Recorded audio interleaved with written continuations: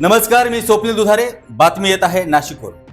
नाशिकमध्ये एका 11 वर्षाच्या मुलाने पर्यावरण आणि सार्वजनिक आरोग्याबाबत असा काही संदेश दिला आहे की अनेक मोठ्यांनाही विचार करायला तो भाग पाडेल. घरात पडून राहिलेली किंवा कालबाह्य औषधे कचऱ्यात टाकण्यामुळे पर्यावरण आणि मानवी आरोग्यावरती किती गंभीर परिणाम होऊ शकतात याबाबत जनजागृती करण्यासाठी या चिमुकल्याने एक अनोखी मोहीम सुरू केली आहे.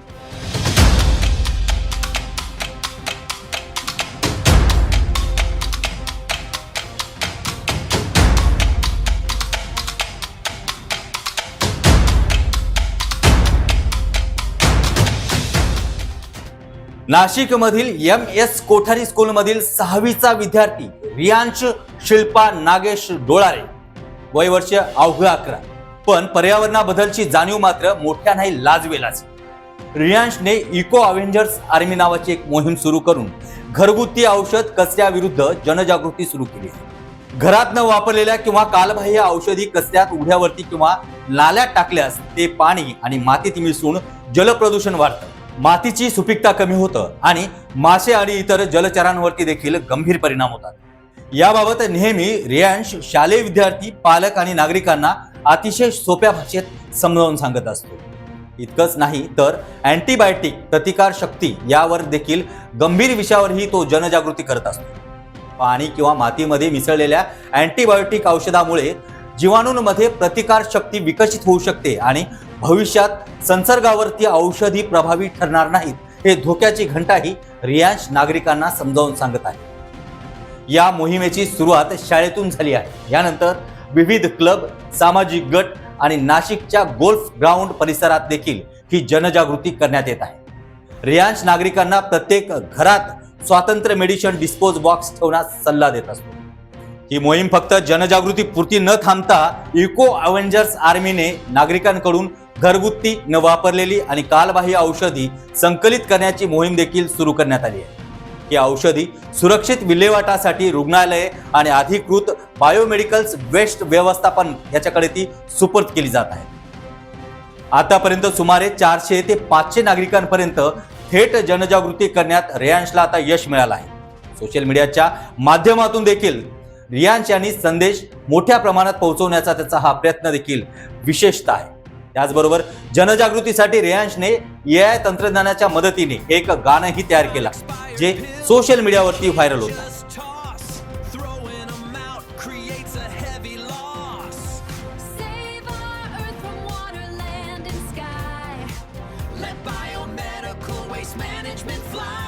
रियांशची आई आणि वडील डॉक्टर नागेश डोळारे आणि डॉक्टर शिल्पा डोळारे हे दोघेही दंततज्ञ असून त्यांनी आपल्या या मुलाच्या आगळ्या वेगळ्या उपक्रमाला पाठिंबा दिला. शाळेच्या प्राचार्य सरिता देशपांडे आणि शिक्षकांनीही त्याला प्रोत्साहन दिलं आहे. लहान वयात पर्यावरण संरक्षण आणि सार्वजनिक आरोग्यासाठी घेतलेलं हे पाऊल नक्कीच प्रेरणादायी आहे. त्याचबरोबर नाशिकच्या छोट्या रियांशचा मोठा संदेश मात्र स्पष्ट आहे, कारण कालबाह्य औषधी कचऱ्यात टाकू नका, पर्यावरण वाचवा आणि आरोग्य जपा. ब्युरो रिपोर्ट, महासागर न्यूज. पाहायला विसरू नका महासागर न्यूज. माझ्या समोर शाळकरी विद्यार्थी आहे, 6वीचा विद्यार्थी रियांश नागेश डोलारे. कोठारी शाळेमध्ये तो द्वारकाजवळच्या शिक्षण घेतो.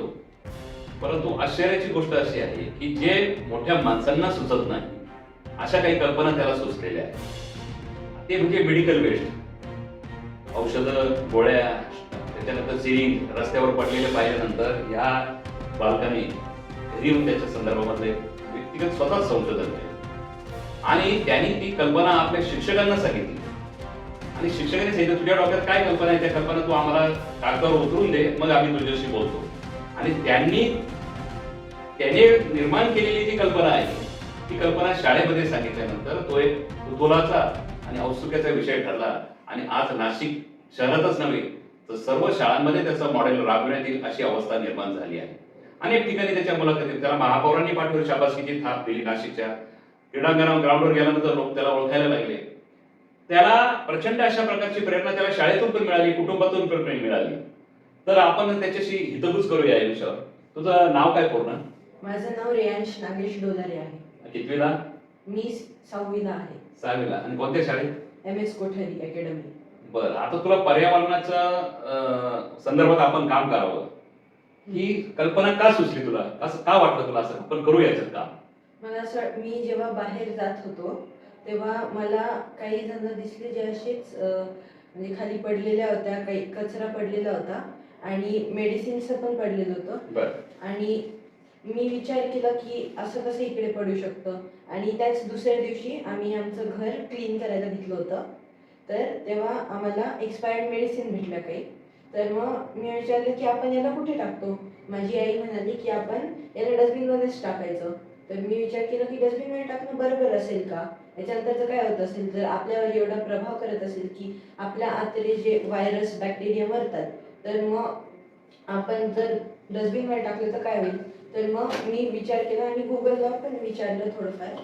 आणि मी गुगलला विचारलं, गुगल म्हटलं की आहे तसं. आणि त्याला मी म्हणजे क्रॉस चेक करायला एका लॅबमध्ये गेलो आणि विचारलं तिकडच्या सायंटिस्टला आणि माझ्या टीचरांना पण विचारलं सायन्सच्या.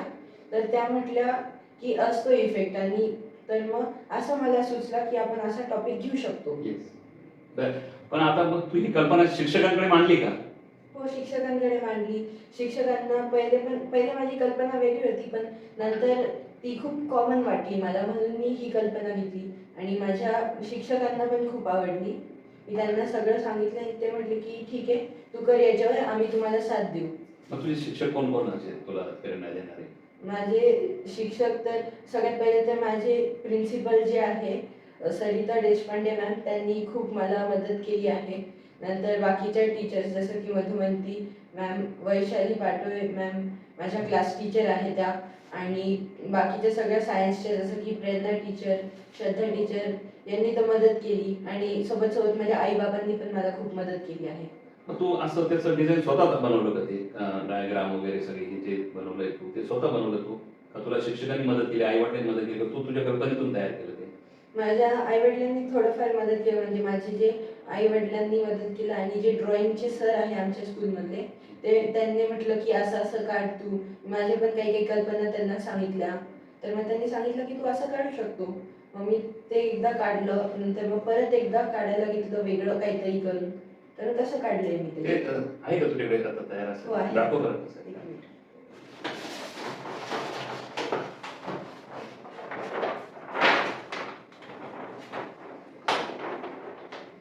हे आहे हां. चित्र. आता हे काय description for people, poison for earth, ही कल्पना ही शब्दरचना तुझी स्वतः केली का तू? हो, स्वतः हा. केलेली. आता मला समजून सांग बरं, हे मासे, हे झाडं, हे सगळं समजून सांग बरं.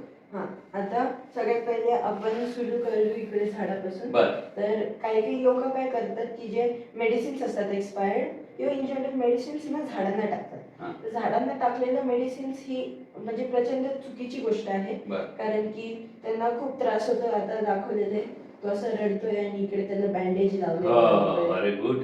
आता माझ्या लक्षात आलं की झाड पण जखमी होतं. झाड म्हणजे याचा झाड सजीव असतं, हम्म. झाड सुद्धा जखमी होतं. हम्म. छान कल्पना आहे. पुढे आणि इकडे दाखवलेले जे इकडे जे असतात म्हणजे हे अर्थवर्म आहे. हां. तर आणि इथे प्लांट्स पण आहे, त्यांना पण इफेक्ट होतो जर आपण असं टाकलं तर बरं, इकडे. बरं, हां. आणि हे तर मरतात. हम्म. आणि इथे लोक असे टाकताना दाखवलेले आहे. हम्म. आणि जे मासे आहे हम्म. हे मास्यांना म्हणजे प्रॉब्लेम होते. हे कसं अशी शार्प गोष्टी असतात ना, तर मग त्यांना टोचतात.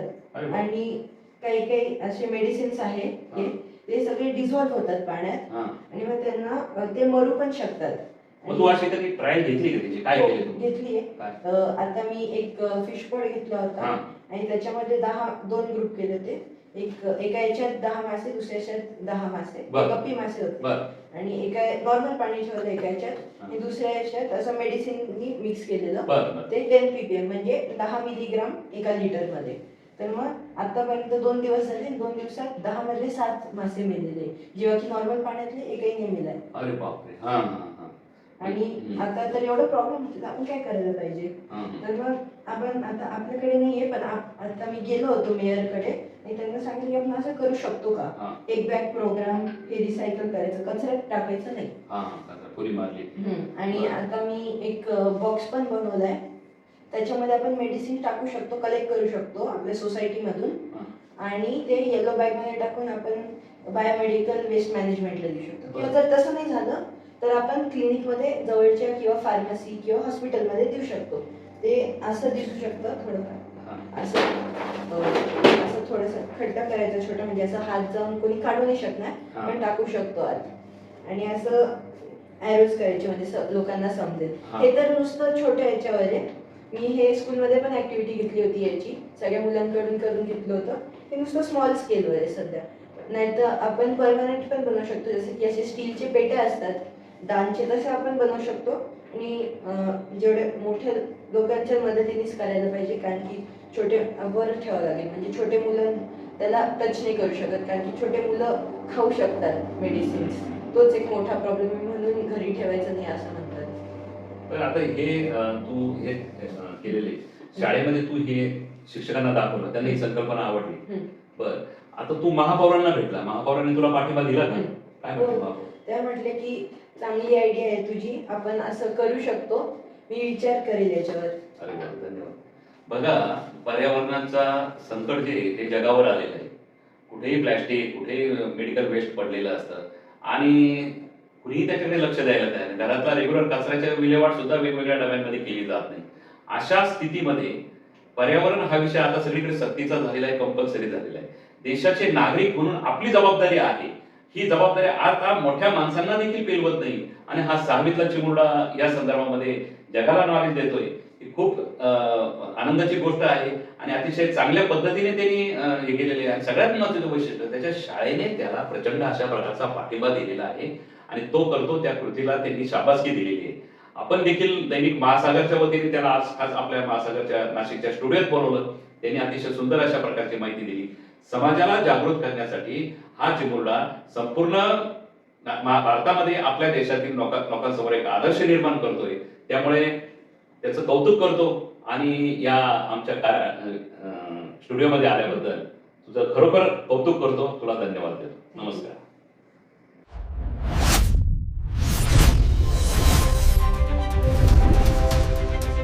महासागर न्यूज.